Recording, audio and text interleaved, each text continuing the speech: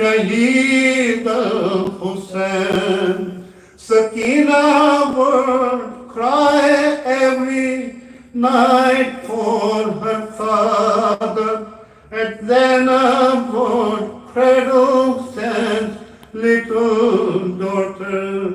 But when they presented his head on a platter, Sakina could not bear to live any longer, but no one could comfort or soothe young Sakina. She died in the prison with Zainab beside her. Hussein al-Gharib al-Gharib al-Hussein, Hussein al-Shaheed al-Shaheed al-Hussein, Hussein al-Gharib al-Gharib al-Hussein, Hussein al-Shaheed al-Shaheed al-Hussein. The fire, the burning, the tents up in flames. Oh, Zainab, protect Imam Ali bin Hussein. The soldiers of Yazid want to beat us with chains. The women and children are crying in vain. Oh, Baba Ali, please come back and defend us. Your children are waiting for you to return.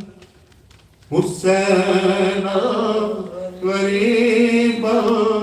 al-Gharib al-Hussein, Hussein al-Shaheed al-Shaheed al-Hussein, Hussein al-Gharib al-Gharib al-Hussein, Hussein al-Shaheed al-Shaheed al-Hussein. Allah.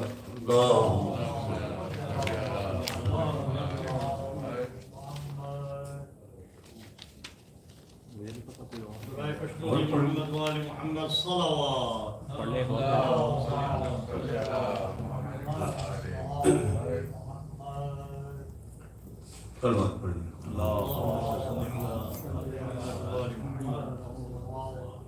Zainul Abidin,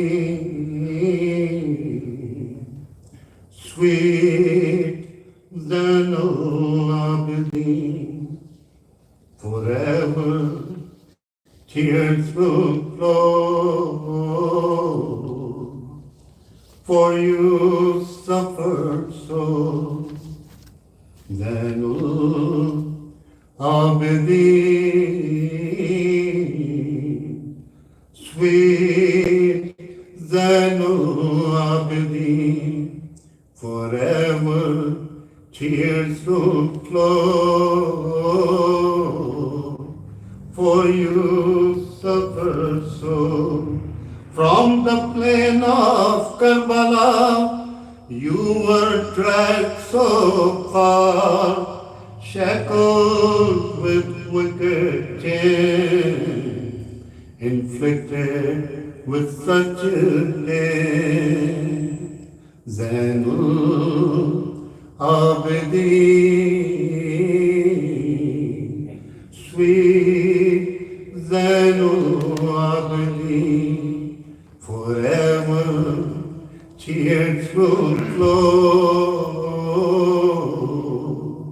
for you suffered so.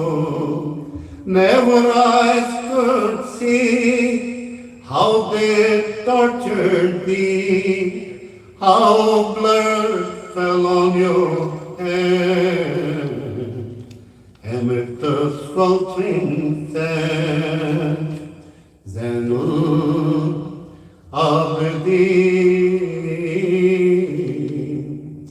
sweet Zainul Abidin, forever tears will flow. For you suffered so. For what crime were you taken there? How could they be so unfair? Your crime was to go for Islam, for the benefit of mankind. Zainul Abidin, sweet Zainul Abidin, forever tears will flow. For you suffered so. They dragged you from town to town. They strive to bring you down. They tried to break your will. And in your mind, the peace and still. Zainul Abidin, sweet Zainul Abidin, forever tears will flow. For you suffered so. In the court of Yazid, attacked you they surely did. Zainab protected you as your illness weakened you. Then Abidin, sweet Zainul Abidin, forever tears will flow. For you suffered so. To fight another day was the only way to save the message of Allah. You surely suffered so. Zainul Abidin, sweet Zainul Abidin, forever tears will flow. For you suffered so. 4 years oppression would stand, forgotten that wicked land. Oh Lord, some Karbala, their innocents murdered were. Zainul Abidin, sweet Zainul Abidin, forever tears will flow. For you suffered so.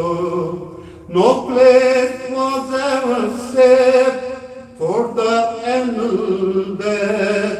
So lonely, abandoned you stood for the sake of good. Zainul Abidin, sweet Zainul Abidin, forever tears will flow. For you suffered so.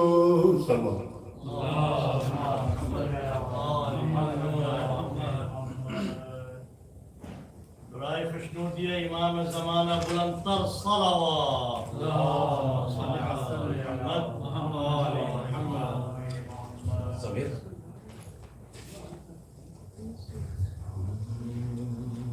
ہمارے خوشنودی سید الشہداء علیہ السلام صلوات اللہم صلی علی محمد آل محمد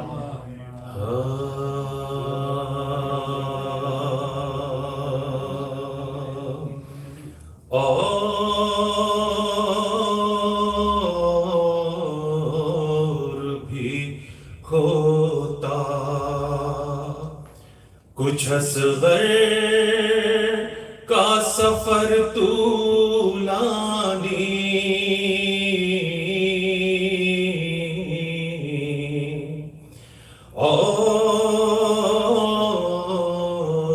اور بھی ہوتا، کچھ اصغر کا سفر طولانی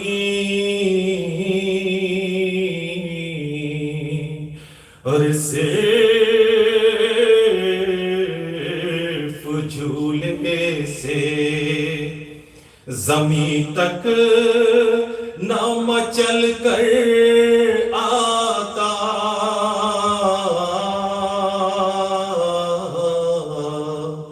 اور وہ تو یہ کہیے حسین لینے کے لیے، اور ورنہ میدان تلک گھٹ نیو چل کر آتا،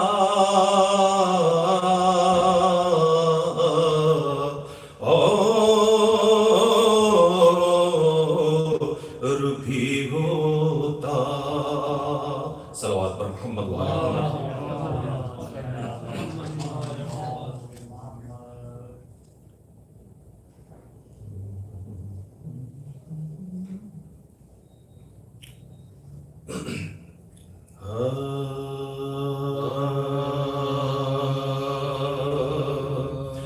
میرے اصغر میں تیری پیاس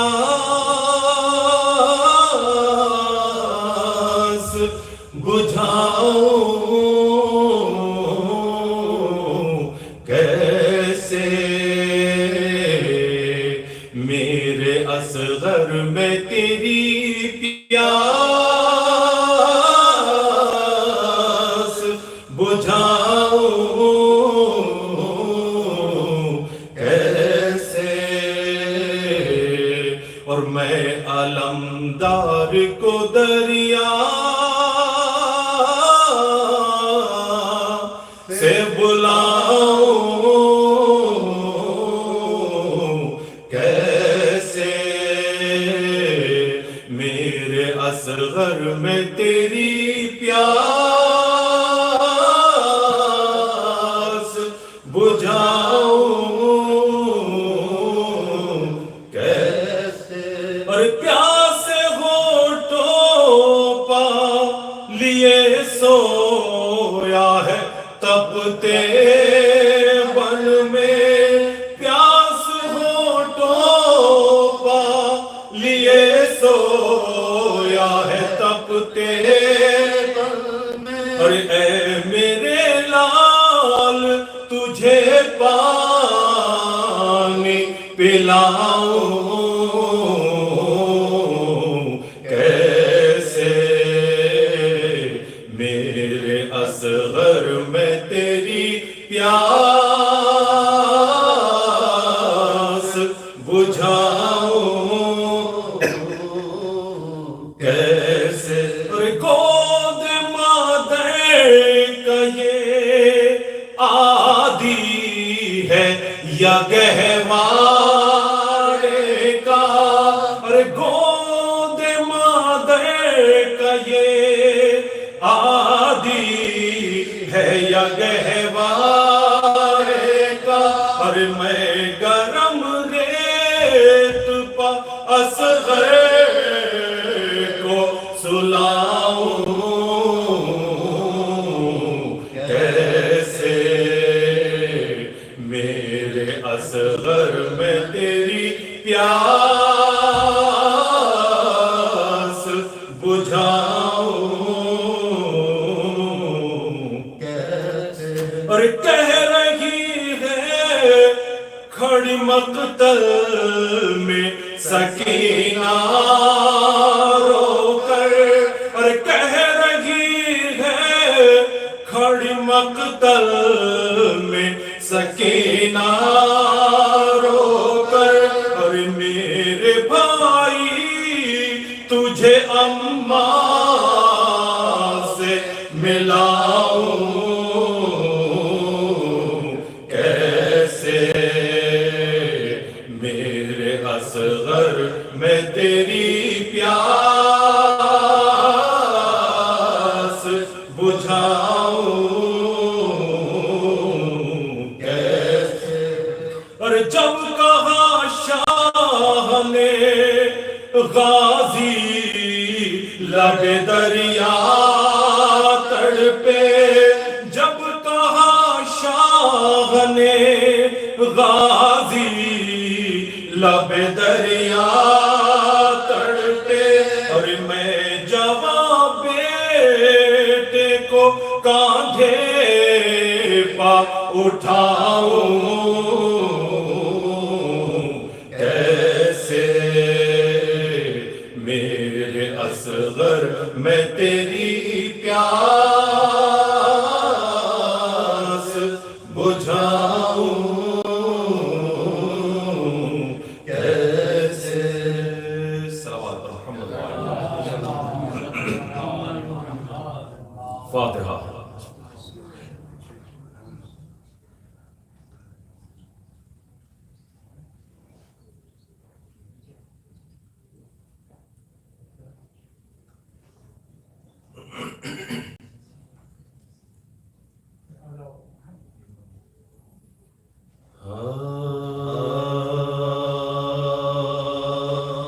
جب کربلا میں اطرتے اطہار لوٹ گئے جب کربلا میں اطرتے اطہار لوٹ گئے یعنی سوال احمد مختار لوٹ گئے اور بارگاہ حیدر کرار لوٹ گئے اور ساری حسین پیاسے کی سرکار لوٹ گئی ساری حسین پیاسے کی سرکار لوٹ گئی بیداد لشکر عمر نابکار سے اور سادات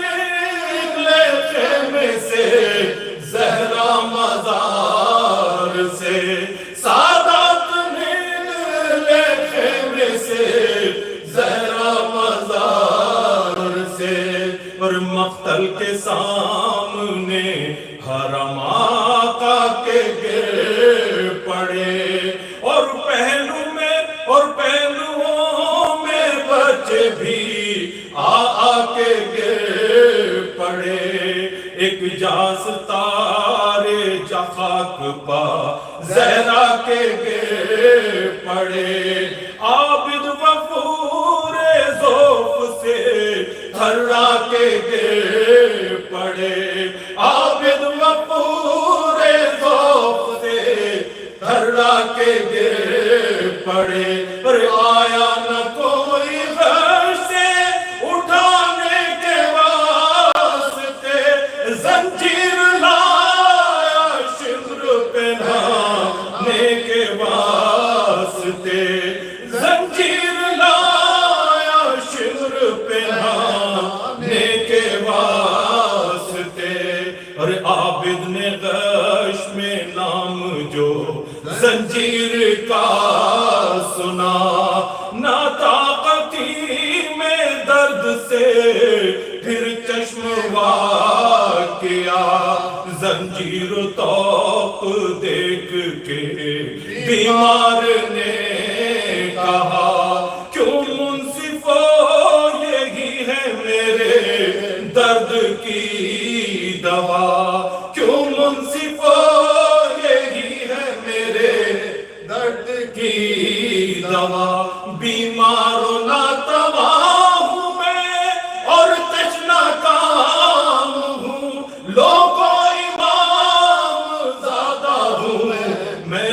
امام ہوں، لوگوں امام زیادہ ہوں، میں بھی امام ہوں، اور پہناتے ہیں جو بیڑیاں میری خطا ہے کیا؟ ہاں بابا قتل ہو گئے، میں زندہ رہ گیا، سمجھا میں ہتھ کڑی کے پہنانے کا مدعا، ارے عباس کی طرح نہ کٹے ہاتھ کیوں بھلا، عباس کی نہ کٹے ہاتھ کیوں بھلا، ارے اصغر کی طرح اتنا زخمی ہوا میرا ہے رضوان تو کے قابل گلا میرا ہے رضوان تو کے قابل گلا میرا، اور عابد کی سمت روتی چلی بنت مرتضیٰ، دیکھا کہ قید ہو چکا ہے وہ شکستہ پا، لیکن گلے کے بندھنے سے دم ہوتا ہے خفا، بولی بھتیجے تیری اسیری پہ میں فدا، بولی بھتیجے تیری اسیری پہ میں فدا، ارے تھا غم تمہیں نہ تیغ سے میرا گلا ملا، اب خوش ہوئے کہ ورثۂ شب خدا ملا، اب خوش ہوئے کہ ورثۂ شیر خدا ملا، جب کربلا میں عطرت اطہار لوٹ گئے۔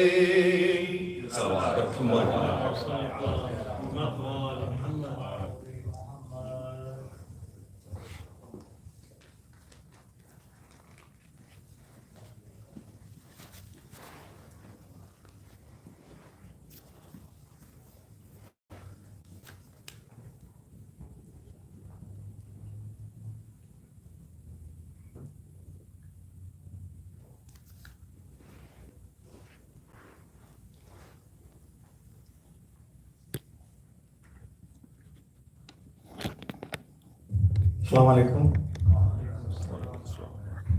First of all, request for one Surah Fatiha, include the name on our memorial board, your Mahumeen, all Shuhada, and particularly the sponsors of today's Majlis, the Mahumeen, one Surah Fatiha.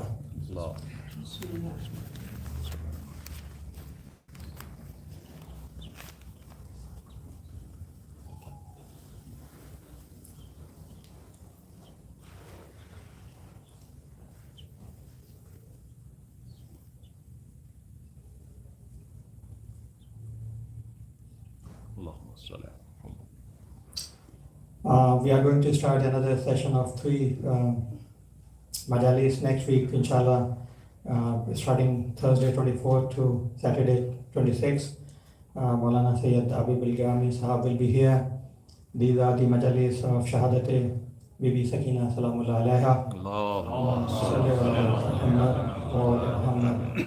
So the program will start inshallah 8 o'clock, and then speech and Noha Khani. Tomorrow, after the program, this program, there will be a youth Shab-e-Azah, where youth will participate after Sheikh's speech. Youth will have the opportunity to have their program, such as Sodo Salam or speech or Noha Khani. But that program will start after Sheikh's speech, inshallah, tomorrow, Saturday night. Today is the second night we are commemorating the Shahadat of Shuhada Karbala, and we are very thankful to Sheikh Mohammad Hilli, who came here and giving us these lectures, excellent lectures. With your loud salawat, I would request Sheikh Mohammad Hilli to come to the member and address the Majlis.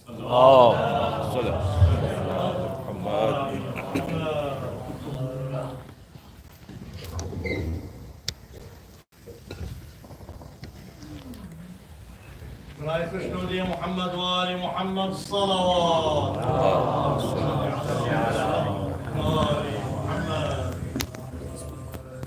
رئيس الشهودية سيد الشهداء عليه السلام صلوات.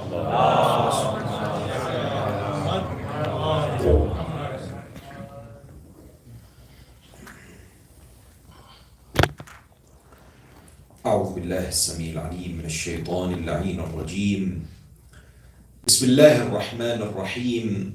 الحمد لله مالك الملك مجري الفلك مسخر الرياح فالق الإصباح ديان الدين رب العالمين، والصلاة والسلام على أشرف الخلق وخاتم الأنبياء وسيد المرسلين، سيدنا وحبيب قلوبنا وشفيع ذنوبنا أبي القاسم المصطفى محمد.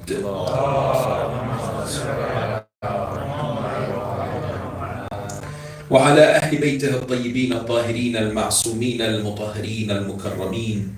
السلام عليك سيدي ومولاي يا أبا عبد الله، وعلى الأرواح التي حلت بفنائك. عليك مني سلام الله أبدا ما بقيت وبقي الليل والنهار، ولا جعله الله آخر العهد مني لزيارتكم. السلام على الحسين وعلى علي بن الحسين وعلى أولاد الحسين وعلى أصحاب الحسين جميعا ورحمة الله وبركاته. قال الله العظيم في كتابه الكريم: هو أحسن القائلين وأصدق الصادقين. بسم الله الرحمن الرحيم. من عمل صالحا من ذكر أو أنثى وهو مؤمن فلنحيينه حياة طيبة. آمنا بالله. صدق الله العلي العظيم. For the purification of the souls, the enlightenment of the hearts, the acceptance of the deeds, and for the hastening of the reappearance of the awaited Savior, Ajjal Allah Ta'ala Farajahu Sharif. Enlighten your souls and the atmosphere with the recitation of salawat upon Muhammad wa ali Muhammad.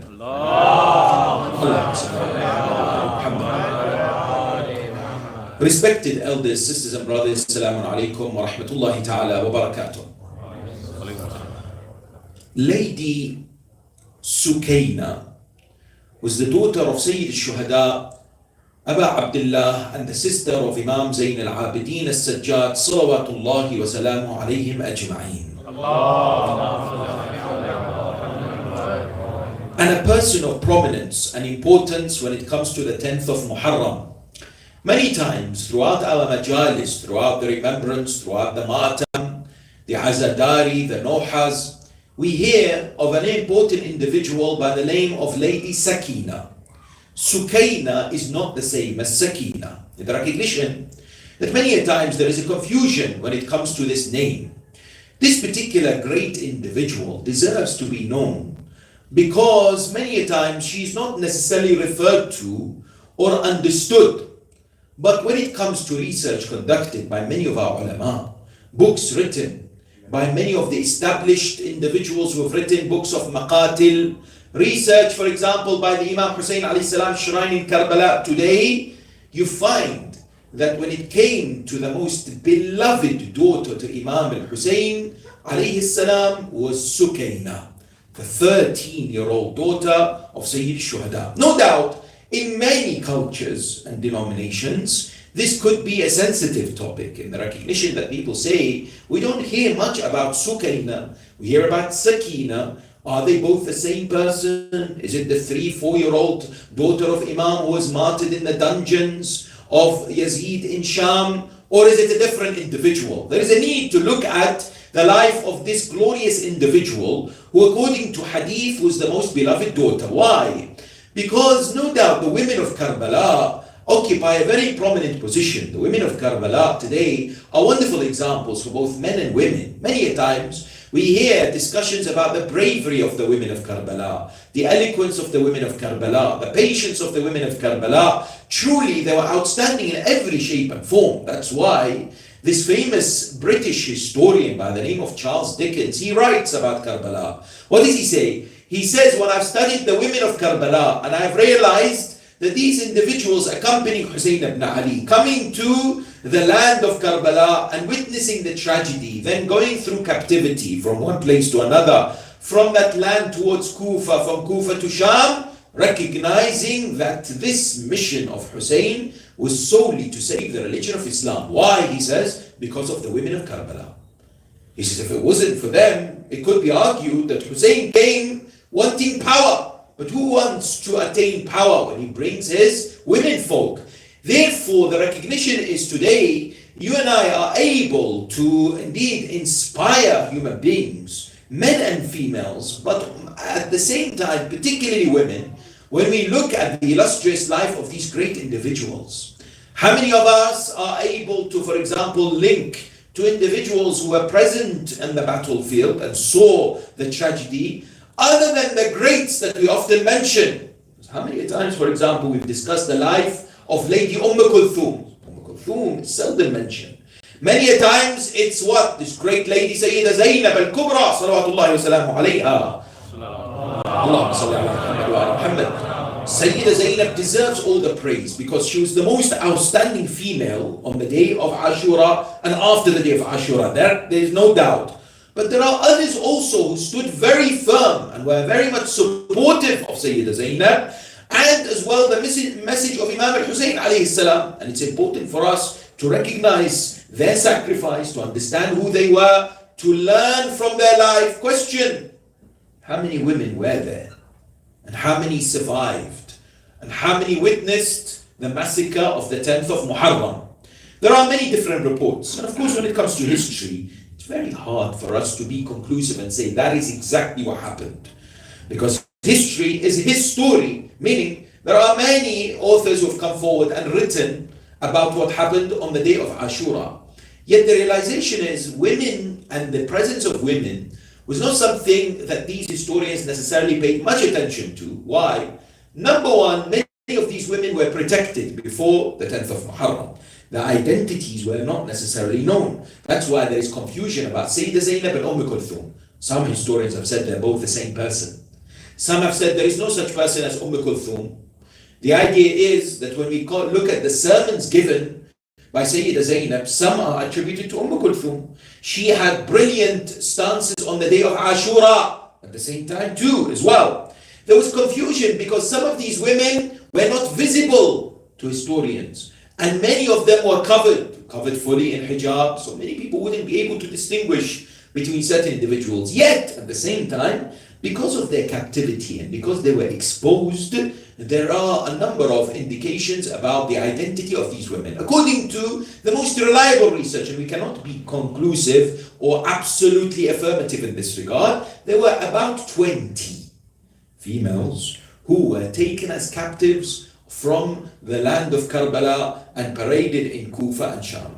But particularly from amongst the family of Imam alayhi salam, a number of them have stood out. Number one, the group of females who most likely are not often remembered are the daughters of Amir al-Mu'mineen.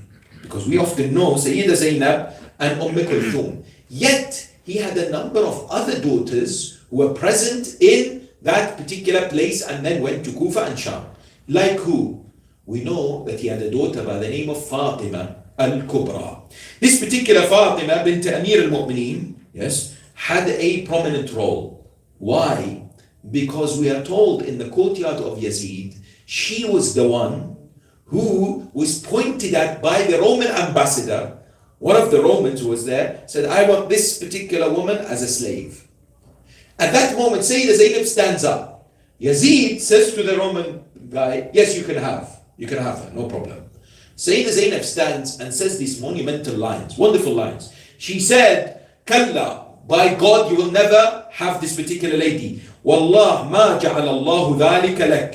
Allah has not given you authority or any power to do this. Except illa an takhruj min dinina. Except if you now testify that you're no longer a Muslim.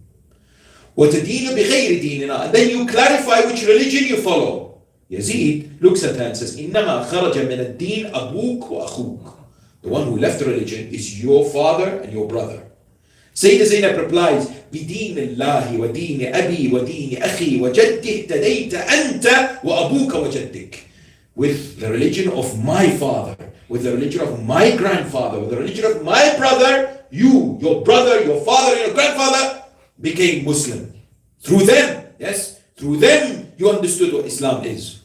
She then is faced by Yazid, who said to her, كَذِبْتِ يَا عَدُوَّةَ اللَّهِ, you are a liar, O the enemy of Allah. Sayyidah Zainab replies to him by saying, أَنْتَ أَمِيرٌ مُسَلَّطٌ, you think that you are an arrogant individual who is a ruler who can do whatever he wish. You cannot touch her unless you take me.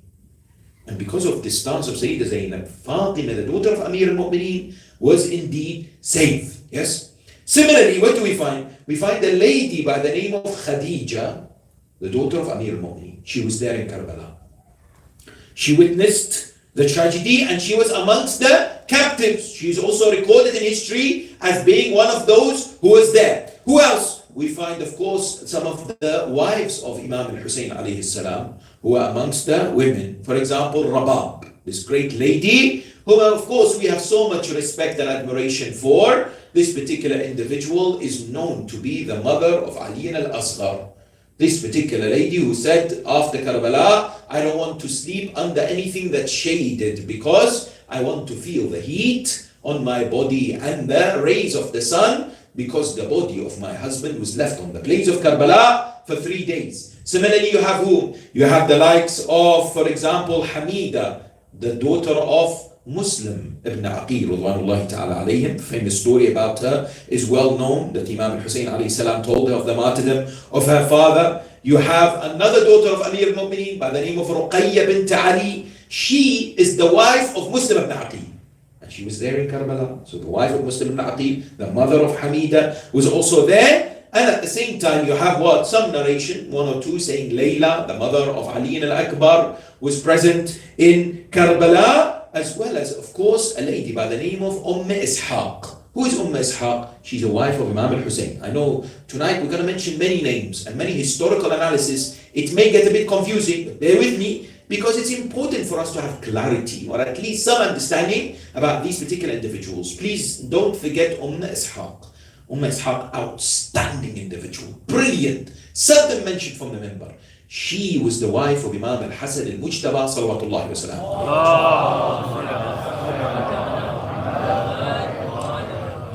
Ishaq was beloved to Imam al-Mujtaba. Why? Because the daughter of Ishaq, her name is Fatima. She then married Imam Zain al-Abidin alayhi salam. The daughter of Imam al-Hasan married Imam Zain al-Abidin. And their son was Imam Mohammad al-Baqir, salawatullahi wa salam. The riwayat tell us that the greatest son or daughter of Imam al-Hasan was Fatima bint al-Hasan, the mother of Imam al-Baqir, the wife of Imam Zain al-Abidin. The riwayat from the Ahl al-Bayt.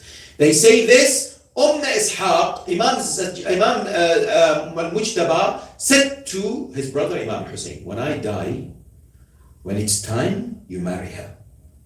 I want you to have my wife after me. Yes. So Imam al-Hussein alayhi salam fulfilled the wishes of Imam al-Mujtaba alayhi salam and married his wife after the Iddah period. The 4 months and 10 days were over.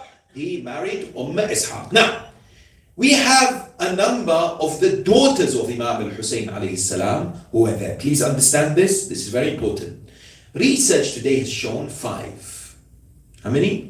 5 daughters of Imam al-Hussein alayhi salam were there in Karbala and were part of the captives. These 5, this is all research by the Imam Hussein alayhi salam shrine. In case you say, where do you get it from, right? And established ulama, like for example, Allam al-Muqarram, who's written the Maqtal and so on. Yes, he has a book which is called Sukayna bint al-Hussein. And a number of other ulama have written about this great individual. These 5 are whom? The first one is a lady by the name of Fatima al-Kubra. Fatima al-Kubra is the daughter of Imam al-Hussein alayhi salam. This Fatima al-Kubra is different to Fatima bint Amir al-Mu'mineen, who's also known as Fatima al-Kubra. So they had 2. The other one is known as Fatima al-Sughra. Now this Fatima al-Sughra is important. Please pay attention to this Fatima al-Sughra. Which Fatima al-Sughra is the daughter of Imam al-Hussein. In many communities, They say Fatima al-Sughra is the Fatima that was left in Medina and she was sick. But according to narrations, that's not the case. That Fatima that was left in Medina was known as Fatima the sick, Fatima al-Alila. Fatima al-Sughra was actually in Karbala. And she married whom? She married the son of Imam al-Hasan by the name of Hasan al-Muthanna. Told you there's going to be many names. Hasan al-Muthanna is who? He became injured in Karbala, fighting, but he lost his arms, right? And he survived. And he continued the line of Imam al-Hasan alayhi salam. So, Hasan al-Muthanna married the daughter of Imam al-Hussein by the name of Fatima al-Sughra. You may wonder, there are so many Fatimas here. What's going on? The idea that aren't there any other names? The Ahl al-Bayt loved the name Fatima, as they loved the name Ali. Yes, because the narration says the governor, wretched governor of Medina, Marwan al-Hakam, one day summoned the fourth Imam, alayhi salam, as-Sajjad, and said to him, what's your name? He said, my name's Ali. He said, what's your brother's name? He said, his name is Ali. He said, has your father not got any other names? So then Imam al-Sajjad says to Imam al-Hussein alayhi salam, these are ruwayat that we have, yes? Imam al-Sajjad tells him that this is what he says. Imam said, if Allah gives me 1,000 sons, I will name them all Ali. I will name them all Ali, yes. Fatima was also a name that was beloved to Ahlul Bayt. Imam Musa ibn Ja'far, Bab al-Hawa'id, 7th Holy Imam, salawatullahi wa salamu alayhi.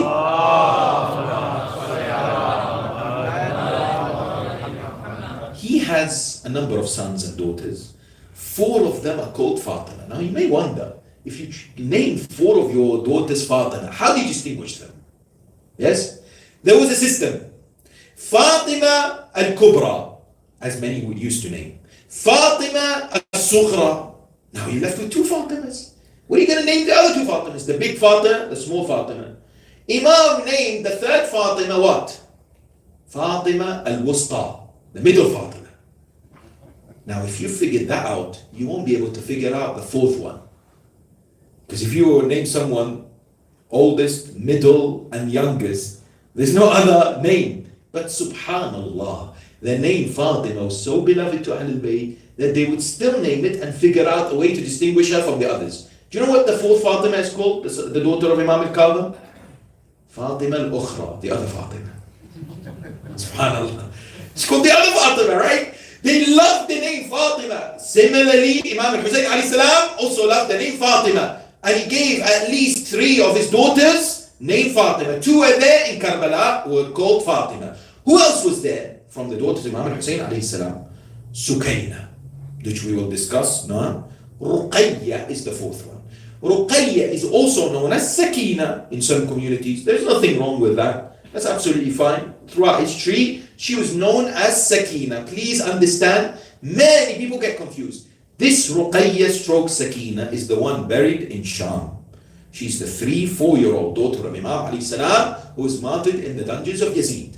Her name is Sakina in certain communities and Ruqayya in many other communities, and the shrine name is known as the shrine of Sayyida Ruqayya. No problem. She has 2 names, just like Ali al-Asghar most likely has 2. He's referred to as Abdullah in some communities, and he's also known as Ali al-Asghar in others. There's no issue there. Now, the 5th daughter of Imam al-Hussein alayhi salam is also interesting because not much is known about her, and she is called Atika. Atika, the daughter of Imam al-Hussein alayhi salam, was there in Karbala. Now, let's have a look and investigate, perhaps for the first time, somehow hearing the life of this great lady, Sukaina bint al-Hussein alayhi salam. Because, let me tell you why it's important to discuss this. I was looking into her life and I wondered what exists on YouTube. Of course, there is not a single majlis about her life in English, other than the one I've given, yes?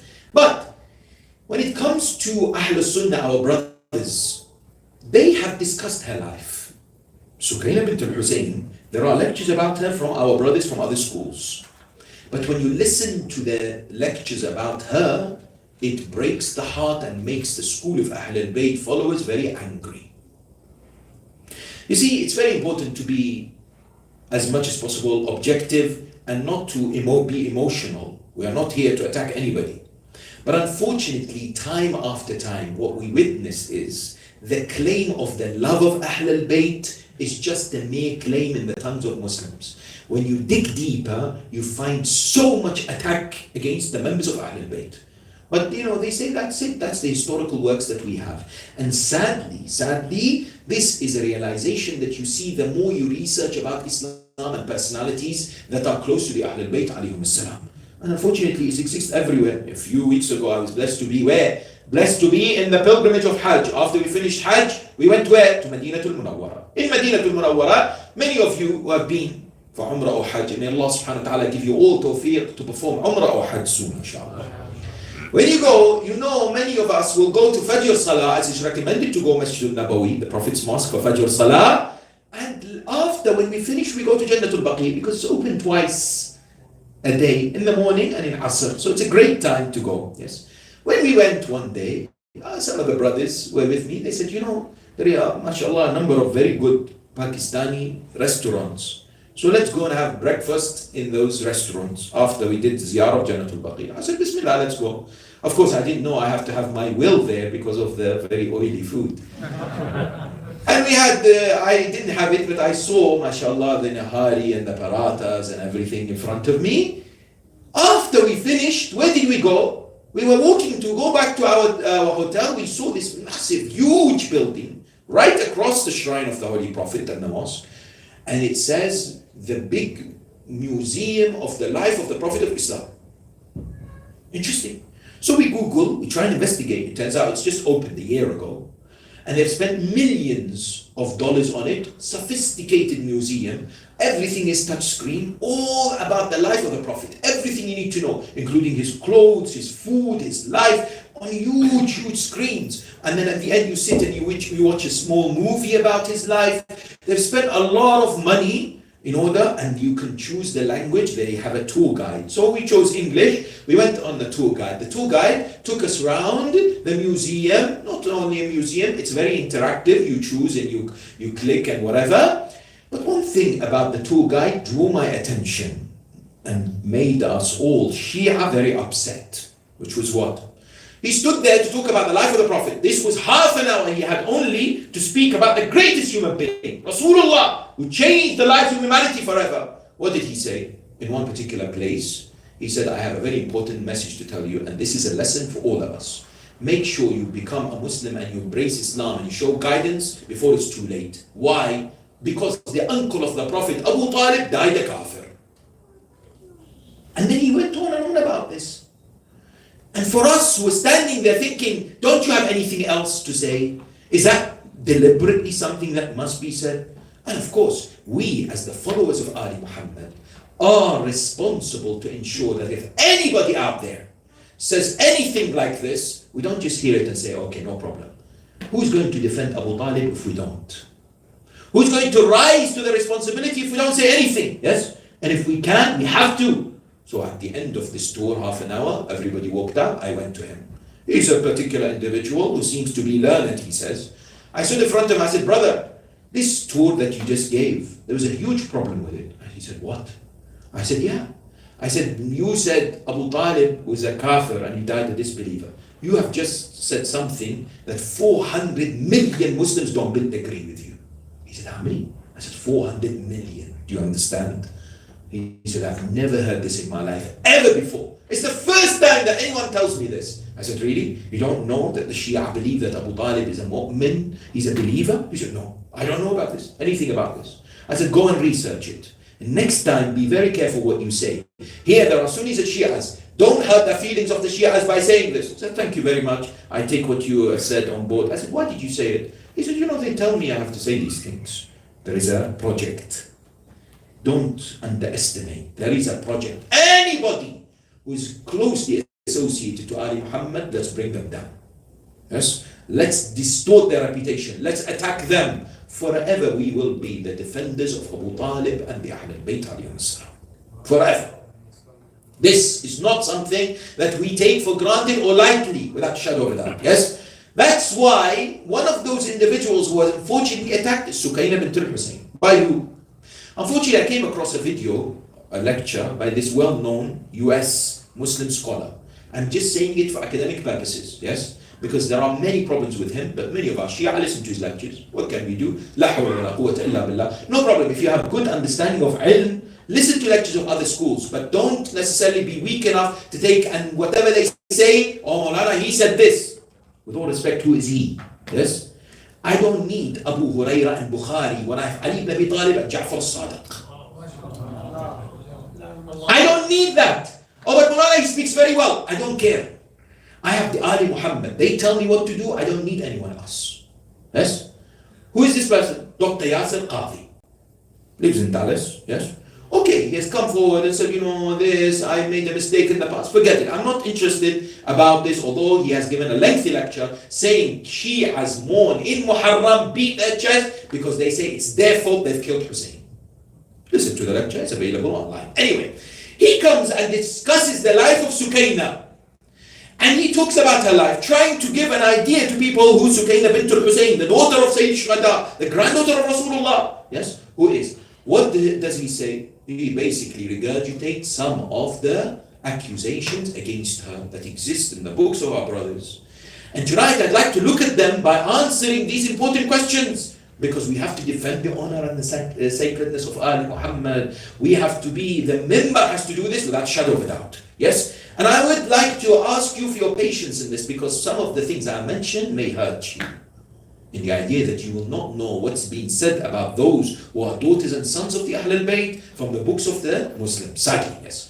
Who is this Sukaina? We are told she was born in the year 48 after Hijrah, according to the most reliable opinions of historians. And her mother is who? Her mother is Rabab. Rabab is who? We said that Rabab is the mother of Ali al-Asghar, which makes her the sister of Ali al-Asghar from the same mother. These were the only two children of Rabab from Imam Hussein alayhi salam. So Lady Sukaina was how old on the day of Ashura? 13.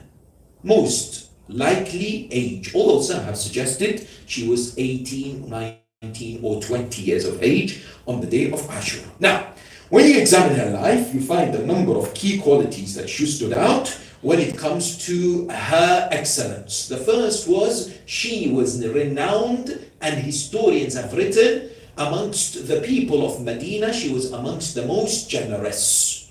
She used to give and give and give. One time, she heard that her brother, Imam Zain al-Abidin al-Sajjad, salawatullahi wa salamu alayhi, was going out of Medina looking for some poor people to distribute some food and money. She gave him 1,000 dirhams. And this is recorded in history, in historical works, that when she gave him this 1,000 dirhams, she said to him, go and distribute it to the poor and needy. That's why in the book Al-Bidayah wa Nihaya by Ibn Kuthayr, who's a Sunni historian, he said, كانت سكينة بنت الحسين أحسن النساء. The one of the greatest women at that time was Sukaina, the daughter of Imam Hussein. حتى كان يضرب بحسنها المثل. That people used to say, she's so great, people used to compare righteousness with Sukaina. They used to say, oh, is she as good as Sukaina? So if you want to know how good a person was, she was the barometer, yes, of righteousness and doing good. That's number one. Number two, what else is known about her? She was known as an individual who, what? Who cared so much about Imam Zain al-Abidin. She had a wonderful relationship with her brother. Yes, how one day she came to Jabir ibn Abdullah al-Ansari. And subhanAllah, she lived until she was 117. Or some say 90. 117 years after Hijrah she died. Some say no, she died at the age of 70, 80. Anyway, there's different narrations, but she lived until all elder life. What happened? We are told that she came to Jabir and said, Jabir, you are a great companion of the Prophet. People respect you and you're very honorable. I am worried about my brother Zain al-Abidin. He said to her, why? She said he hasn't stopped crying for years because of what happened in Qibla. And I know his position. Therefore, I'd like you to speak to him. Maybe your words will impact him so it would reduce his pain and grief. This was the concern that she had. And at the same time, Imam Zain al-Abidin alayhi salam was known to be also very much fond of his own sister. One day he had a plot of land and he sold it, but with a condition, because this plot of land had a well. And he said, this well, I would like my sister Sukaina to use it. And therefore, as a condition of the sale, she should be allowed to use it to feed, for example, her animals. This was something that is established in history. Similarly, what else? We are told she was a great defender of the wilayah of Ahl al-Bayt. Please understand, because sometimes we need these stories for our young daughters.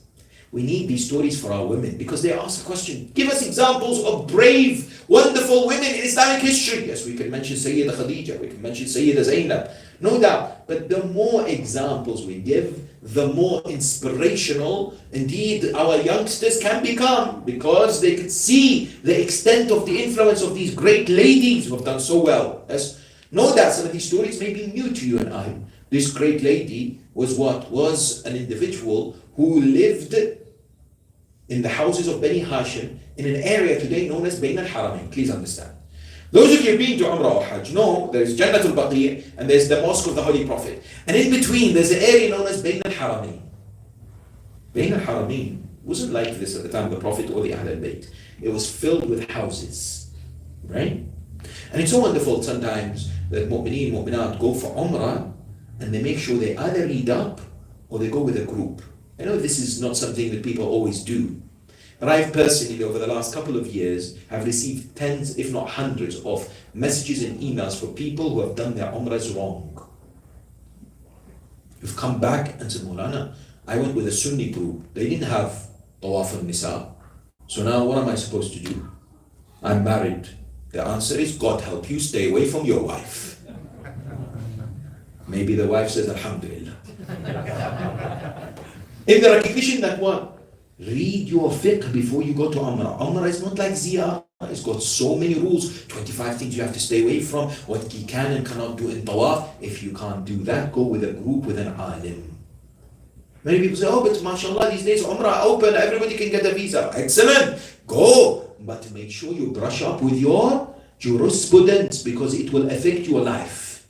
Maybe there are instances where you have to pay kafara. Maybe there are instances where you didn't do the umrah properly. Yes? Children, you're taking them. Do they need to wear ihram? What kind of ihram? Can I travel at night? Etc. What about the train? Can I take the train from Medina to Mecca? Many, many questions. Yes? And the idea here is that don't be remorseful afterwards. Now, in that particular area, what happened in that area? She was there. She heard there was a wretched man by the name of Khalid ibn Abdul Malik. This particular individual was related to the Bani Umayyah and was the governor, one of the people who came to Medina. He started to ordain or command people to stand up and send curses upon Amir al-Mu'mineen. What did she do? Did she just sit there? Sukaina, the daughter of Aba Abdullah? She said, no way. She did what? She had servants. She told her servants, you're now going to go in Medina. Each person who's heard these individuals say their la'na, you're going to give them hadith in praise of Amir al-Mu'mineen. And what did she do? She said, go and tell them the hadith. أنا مدينة العلم وعلي بابها. Tell them, علي مع الحق والحق مع علي. Yes. And the many narrations, أنا أنت مني بمنزلة هارون من موسى إلا أنه لا نبي بعدي. She was a brilliant advocate of the wilayah of Ahl al-Bayt, to the extent, you know what happened? I saw the narration, it was very fascinating, that these women would go and speak to people, and the guards of this Khalid would see them, they come and beat them.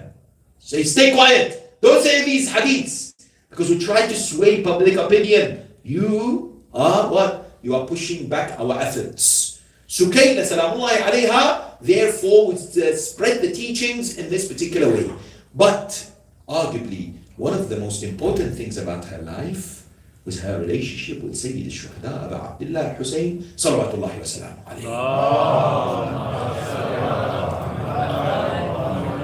alayhi. This relationship stemmed from the fact that she was also an alima, somebody who was a narrator of hadith. We have one hadith in particular that she is the narrator from Rasulullah, from the Imam, from her father, from Rasulullah. What is this hadith? Remember this hadith from Sukaina, this outstanding, beautiful hadith, which is what? The Holy Prophet of Islam famously said, حُمَلَاءُ الْقُرْآنِ عُرَفَاءُ أَهْلُ الْجَنَّةِ. Those who carry the Quran properly are the mystics of the people of paradise. This in itself needs a majlis at least. Meaning what? An individual who carries the Quran by understanding its position in our lives. Carries means what?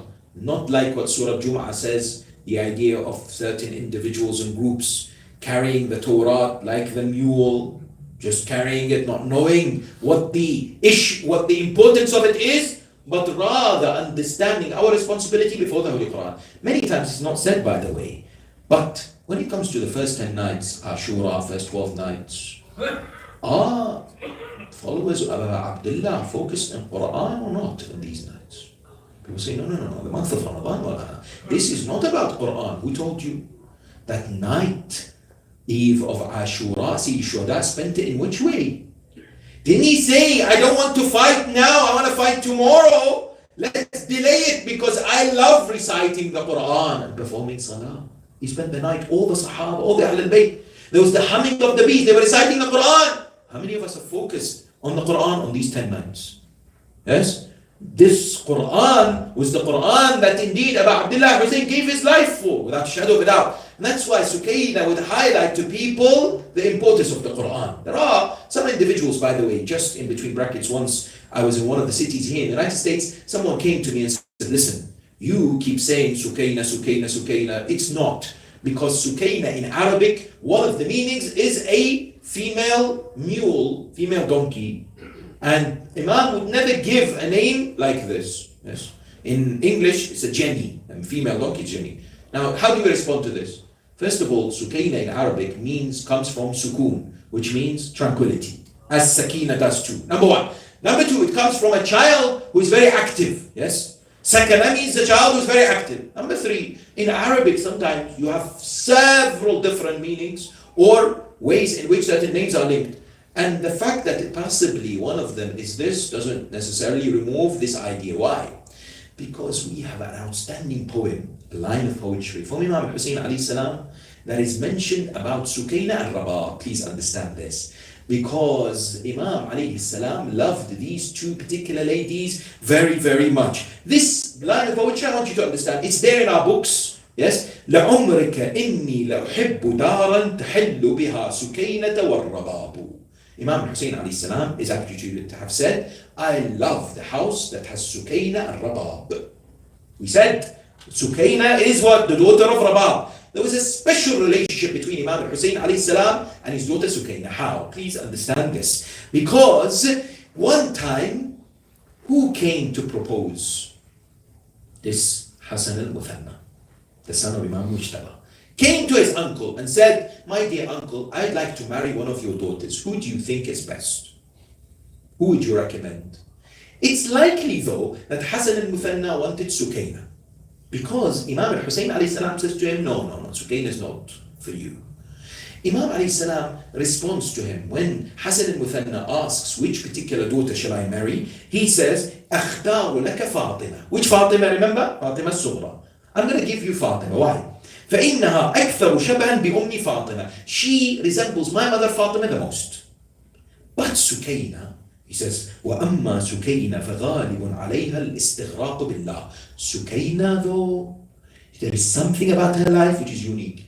All her life, she is focused on serving Allah subhanahu wa ta'ala.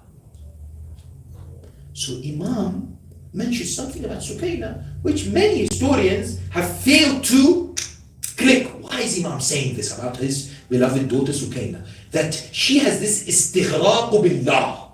She has this special relationship with Allah that, you know, my dear nephew Hassan, I'm going to give you Fatima. This doesn't mean Fatima is not great. Fatima Sughra was a great individual. But somehow Imam didn't want Sukaina to marry in this particular position. Why? What's the secret about this lady? This can be discovered if we come to see what history has written about her. When I say history, I mean the books of our brothers. What have they said about this great lady of Islam? What are the words? Please be patient, because this is an academic discussion. It's not an emotional attack on anyone. These are the works of our brothers that they have today used in their lectures on YouTube. What does history say about this great lady? Listen to what these books say. The sources of the hadiths and the narrations about Sukayna bint al-Hussein are the following. This man by the name of Abu al-Faraj al-Isfahani, has a book by the name of Al-Aghani. Aghani in Arabic means what? Songs. So he has authored a book about all the singers in Islamic history. Al-Aghani. Another well-known author, his name is Al-Madaini. Madaini and Abu al-Faraj al-Isfahani are the main two sources that people today use to decipher this particular holy personality.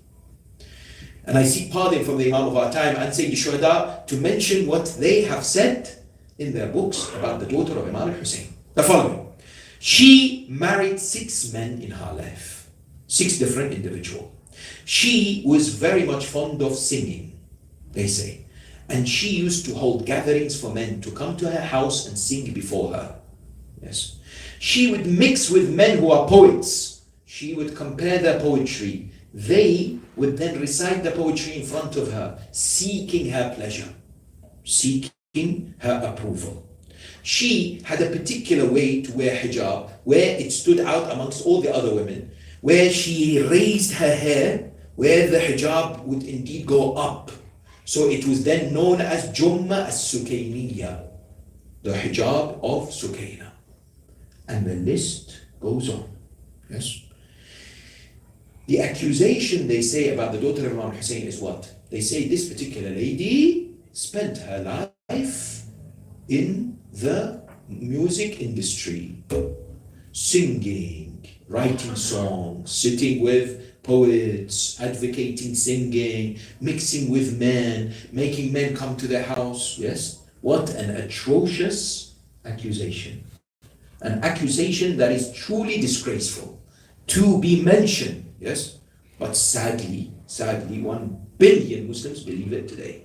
Most of them don't know, but that's their books and that's their ulama who say this. Yes? Now, I remember a friend of mine who is a very good Molana, Sunni alim, he said to me, I'm finding it difficult. I heard it from madrasa, from mimbar, all my life, from the lectures, that this is Sukayna bint Hussein, that she was a singer and did this, but I'm finding it very hard to accept. Do you have any narrations, Shia narrations that I can counteract? Because the Sunni narrations all say this is her.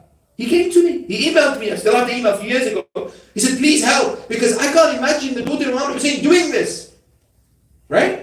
And alhamdulillah, some people have some guidance, at least are able to see some part of the truth. How do we respond to this? What is the Shia position regarding these particular narrations? Number one, what do we say? What we say is, look at these narrations. Who brought them? You research, you look at this book of Al-Aghani. The man who presented these narrations is a man by the name of Az-Zubayr ibn al-Bakkar. Az-Zubayr ibn al-Bakkar, by the Sunni and Shia standards, was a liar, a deceiver. Number one. Number two, he was very close to the Zubayris, Abdullah ibn Zubayr, Mus'ab ibn Zubayr. These hated the Ahl al-Bayt. They wanted to distort the message and the character of the Ahl al-Bayt, the Zubayris, yes? And they had a person the Zubayri family, had a person who was also known as Sukayna. Yes? Sukayna bint Khalid ibn Zubayr. She was very much established as a singer. She was somebody who would invite men to her house.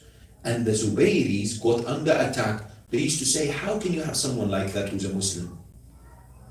So what did they do? They said the best thing to do is, because her name is Sukayna, let's label the daughter of Hussein as the one who has all this, and let's spread this venom. And they were successful. Money. They paid historians, they paid people like this Zubayr ibn Bakkar, who would spread this idea about the daughter of Imam Hussein alayhi salam. Now, what's interesting is that our response is not just this. Our response is very clear. Number one, Imam Abu Abdullah, when he said Sukayna is someone who is enriched and wants to devote her life to Allah, the statement of a Ma'soom is not made emotionally. Imam knew that there will be attacks against her. He wanted this statement to remain as the greatest defense of the character and the morality of Sukayna bint Hussein. And that's why he said, no, Sukayna has this istighraq billah. She has this unbelievable relationship with Allah subhanahu wa ta'ala. I ask you, someone who has this relationship with God goes and does these kind of things. And so Imam wanted firstly to exonerate his beloved daughter from such accusations. Number two, this is the household of purity and nobility. The exemplars, the role models. There will be no way that a daughter of Imam would be committing such actions. And the answer to this is what? Where are the rest of the Ahlul Bayt? Do we have any particular narration that says the rest of them said, oh, we are so sorry that she's doing this, or committing any like this? She was very close to Imam Zain al-Abidin alayhi salam. Why didn't Imam Zain al-Abidin say anything like this? He never mentioned anything regarding this, which clearly shows if there is silence from the Ahlul Bayt alayhi salam, such an action never existed at all. And therefore, these kinds of accusations and these kinds of statements can never be accepted by the followers of the Ahlul Bayt alayhim salam. Because this great lady lived, according to narrations, until her 80, 90 years of age. Many of her life was spent serving the Ahlul Bayt. Many of her life was indeed this great reputation she had of the nobility. Some say her grave is in Babu Saghir Cemetery in Sham. Some say her grave is in Jannatul Baqiyah in Madinatul Munawwara. Irrespective, she remains a brilliant role model. In which way? In which way do we look at her and seek inspiration? She had great moments in Karbala between her and her father. Yes. Sometimes when we look at the story of the 10th of Muharram, sometimes we don't appreciate these moments enough. No doubt they are a pivotal part of the Masa'ib, but they also have important lessons. One of the key lessons from the life of this great lady is what? Is the brilliant endeavors and the investment of Imam al-Hussein alayhi salam when it came to his daughters, as well as his sons. But there is an important area here between the father-daughter relationship. Meaning what? Sometimes we see in our communities, the fathers are not very much invested in the building of connection and relationship with their daughters. Because sometimes the daughters follow in the footsteps of the mother, and the boys follow in the footsteps of the father. In other words, the father may take the boys out for example, a sports tournament or a game, or, for example, play with them. But when it came to the daughter, yes, maybe when she's young, or when she reaches the age of puberty, afterwards, we see sometimes that relationship becomes a bit formal.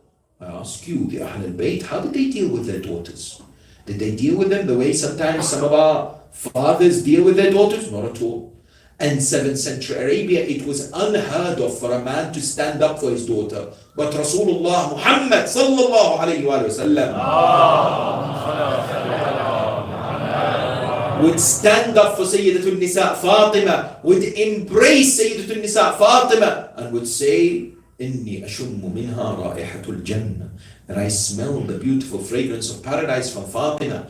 And look at the relationship between Amir al-Mu'mineen and Sayyida Zainab salamullahi alayha. The greatness of Sayyida Zainab is all because of the beauty and the strength of Ali ibn Abi Talib and Sayyidatul Nisa Fatima. They indeed made this great personality. But it's that connection that she had with her father, without a shadow of a doubt, which was very, very important. You say to me, what about the connection with her mother? Of course. But her mother died when Sayyida Zainab was very young.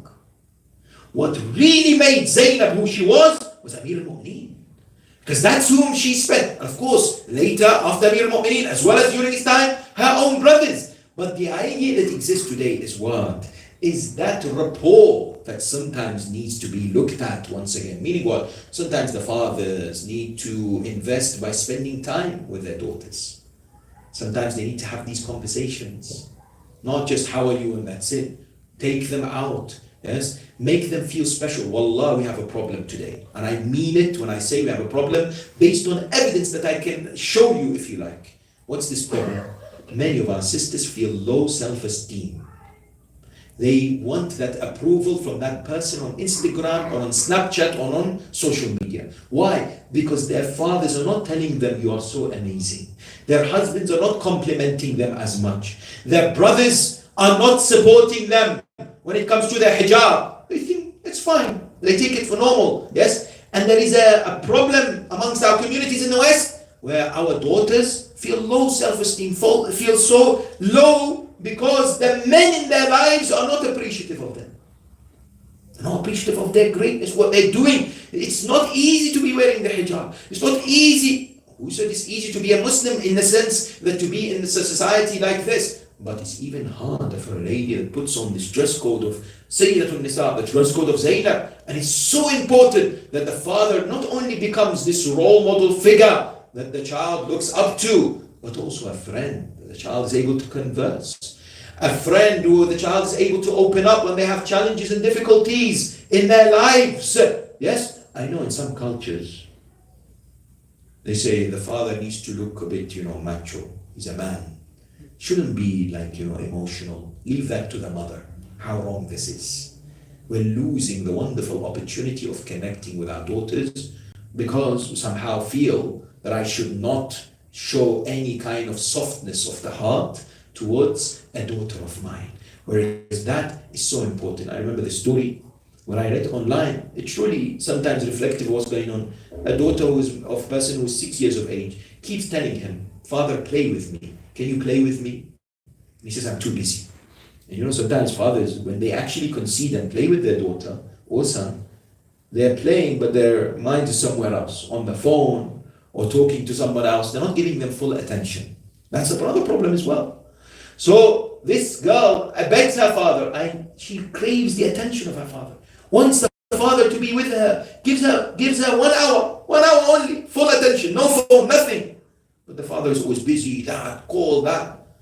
And one day she said to him, "Father, why are you so always busy?" He says to her, "I'm so busy, I have to make a living. It's not easy, mashallah, we got all this food and we go on vacation, whatever." She walks away. After a week, she comes back and says, "Father, I have this for you." So he looks at it. It's a jar with a few coins. He says, "What is this?" She says, "I've been saving so that I can pay for 1 hour of your time. Because you're too busy making a living. So at least I pay for 1 hour and then you can spend time with me that 1 hour." That's the reality sometimes where we see the breakdown of families, dysfunctional units, because we're not investing in connection and time that is spent with our loved ones, especially the father-daughter relationship. And that's why when it comes to Karbala, this great lady Sukaina, the 13-year-old daughter of Imam al-Hussein alayhi salam on the 10th of Muharram, had some unbelievable moments that she would live on all her life. Imagine that she saw the masa'ib, each and every one of the musibas, this daughter of Abu Abdullah would see, isn't it? When it came to the loss of her brother Ali al-Akbar, she saw that musibah. When it comes to the loss of her cousin Qasim, she saw that musibah. Her cousins Awn and Mohammad, she saw the masa'ib. The brothers of, indeed, the Imams alayhim salam, she saw the masa'ib, each and every one of them. She would stand there so strong. But for a 13-year-old girl, it's not easy. It's not easy to be deprived of water, but also having to feel the pain of your own auntie, but also see your own father, Abu Abdullah, leave for the final time towards the battlefield. The riwayat tells us that the individual who handled and had to pick up her brother who was slaughtered was Sukaina's. Imam alayhi salam handed over this Ali al-Asghar with an arrow in his throat.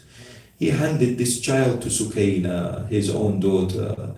And Sukaina would say before that, "Oh father, maybe they have fed my young brother some water. He's no longer crying." And Imam would look at her and say, "My dear daughter, take your brother, because he's just been slaughtered from one place to another." At the same time, it was Sukaina who would indeed anticipate, like her younger sister Sakina, the return of Abu al-Fadl al-Abbas, who never returned. That's why she was dreading that moment when Imam al-Hussein would leave. You know that moment when a father leaves his own daughter, but this was the finale. This was the farewell. Now Sukaina is sitting in the tent. She's crying all by herself. Abu Abdullah bids farewell to all the women of the Ahl al-Bayt. He's now having to go to the battlefield. But he asks, where is my daughter Sukaina? They say, Ya Aba Abdullah, she's in the corner of the tent. Imam al-Hussein alayhi salam comes next to her. He finds that she is sitting in that position where she has her head in between her legs, crying and crying, and he says to her, oh my dear daughter, have patience, for Allah will reward you. It's amazing at that moment that Sukaina remembers that moment where Imam al-Hussein places his hand on the head of Hamida, who is the daughter of Muslim ibn Aqil. After the news of the martyrdom was given to her, she now remembers one thing. She looks up with the tears in her eyes and says, Father, Ya Aba Abdullah, if you're going to go, then I ask you one thing. Please place your hands on my head, for this is an indication that I will be called Yatimatul Hussein.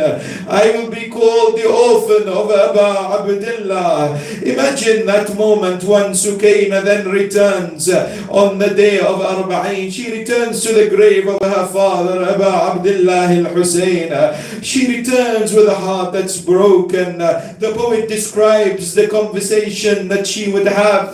It's as if she would say, Father Hussein, oh Father, our protector, there is so much I need to tell you, so much I miss about you. Ya Aba Abdullah, where were you when Shimmer came and slapped my face? Oh Ya Hussein, oh my father, I felt the poking of the spear of the army of Yazid. Oh Father, Ya Aba Abdullah, I'm sorry I couldn't protect and save your face from the poking of the stick of Yazid. Oh Father Hussein, my sister, we left her in Sham in the dungeons. That Sakina Ruqayya, my sister, we couldn't save her. She wanted you and asked for you, but she's all alone. We've left her in Sham. Ya Aba Abdullah, what did they do to your body after they severed your head? Imagine she then goes where? She goes to her uncle Abu al-Fadl al-Abbas. She sits next to the grave of Abu al-Fadl. The poet describes this. Oh Abu al-Fadl, I wish I would bid farewell to you. You never came back. We don't want the water, but let me beg to see you one final time. They said they severed your arms, your right and left. Oh Abu al-Fadl, who protects us now? Oh Abu al-Fadl, they abused us and they poured hot water on us in Sham. ألا لعنة الله على القوم الظالمين وسيعلم الذين ظلموا أي منقلب ينقلبون والعاقبة للمتقين وإنا لله وإنا إليه راجعون. We pray to Allah subhanahu wa ta'ala to raise us with Muhammad wa ali Muhammad. Ya Allah, make us of those who understand the lives of the Ahl al-Bayt, those around the Ahl al-Bayt, like Lady Sukaina, in the best possible way to follow in her footsteps as males and females. Ya Allah, make us of those who are generous, who help the poor and the needy, who spread the teachings of the religion of Islam. Make us of the Ahlul Quran, like what this great lady advises us to be. May Allah subhanahu wa ta'ala allow us to visit the shrines of the Ahlul Bayt in dunya and to attain the shafa'ah on the day of Qiyamah. Ma'tam Hussein, Ya Hussein. Ya Hussein, Ya Hussein, Ya Hussein, Ya Hussein, Ya Hussein, Ya Hussein, Ya Hussein, Ya Hussein, Ya Hussein.